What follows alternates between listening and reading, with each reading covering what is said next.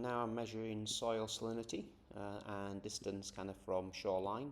I've got 3 different locations, so clearly it can't be a 2-sample t-test, but there is an equivalent when you go to more than 2 groups. It's called analysis of variance, or the ANOVA test. First of all, we need to process the data so it's actually it works well into Data Classroom, and what we need is just 2 columns, location, and this has to be soil salinity. Alright, and we just go and grab each data set, but we now need to put the location here. Alright, so it doesn't take long to process. We call this moving from short form to long form data, and Data Classroom loves data in long form, and you can just do a lot more with the data once you get into Data Classroom. So yep, not too long, right?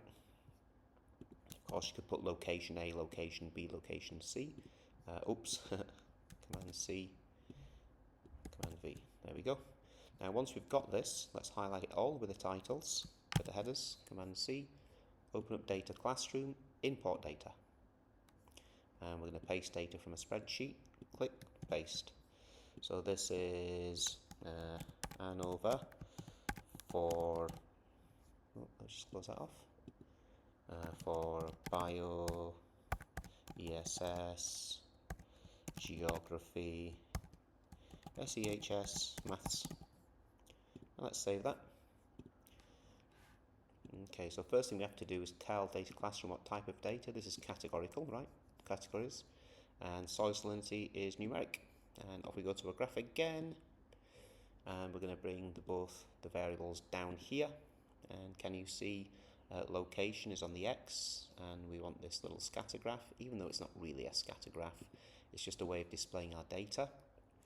And location, oh, that's interesting, right? Can you see what's happened here?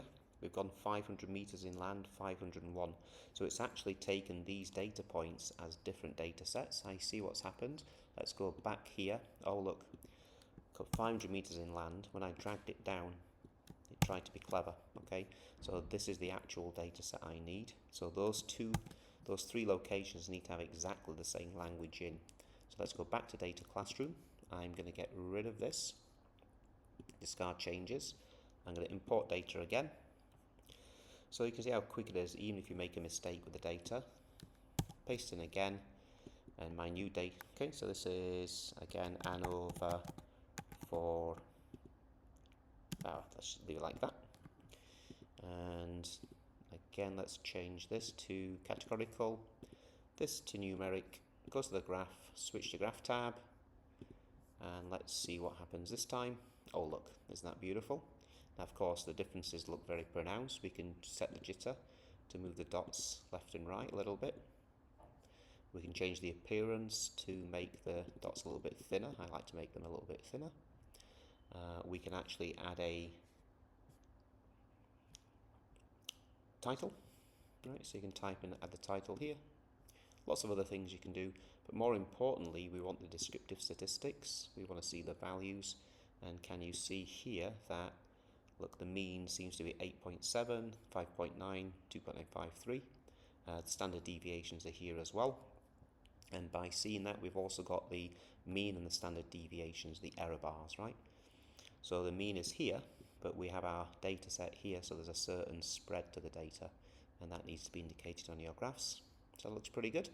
Now, don't forget, this was that particular sample at those particular times on that particular day. What we want to know is, clearly there seems to be a clear pattern that the further away from the shoreline, the less salinity there is in the soil. But we want to know, is this relationship significant? As in, would it be repeated time after time after time when we did more and more sampling? And that's how we run our hypothesis test. We click, and it says, look, ANOVA, and we want to know what is the outcome, or what is the p-value for this test. The p-value is less than 1%, and anything less than 5% it tells us that extremely strong confidence that the groups are different. Now, we don't particularly know which groups are different, but we can tell, can't we, just from this picture. So we're going to run a post hoc test here.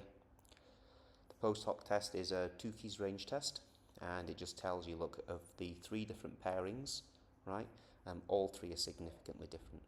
Okay, so you can take that and pop it into your report, and that's that.